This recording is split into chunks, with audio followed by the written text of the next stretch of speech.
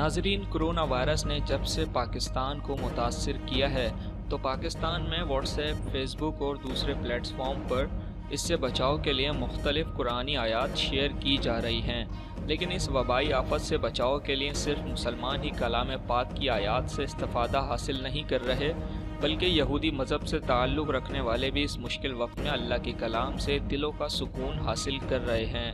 قرآن پاک میں اللہ تعالیٰ کہتا ہے کہ یہ یہودی یقینی طور پر جانتے ہیں کہ قرآن اللہ کی کتاب ہے اور محمد صلی اللہ علیہ وآلہ وسلم اللہ کے سچے نبی ہیں، پھر بھی ان کی انا اور تکبر انہیں اللہ کی کتاب کے پیغام کو مسترد کرنے پر مجبور کرتے ہیں، ورنہ قرآن پاک نہ صرف مسلمانوں بلکہ پوری دنیا کے لیے راہ ہدایت ہے اور اللہ کی رحمت حاصل کرنے کا ذریعہ ہے۔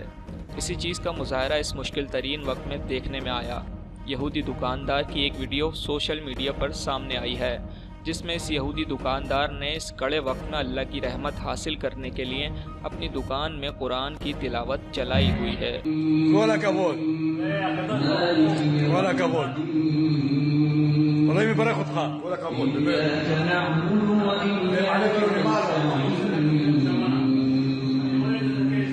اهدنا الصراط المستقيم صراط الذين أنعمت عليهم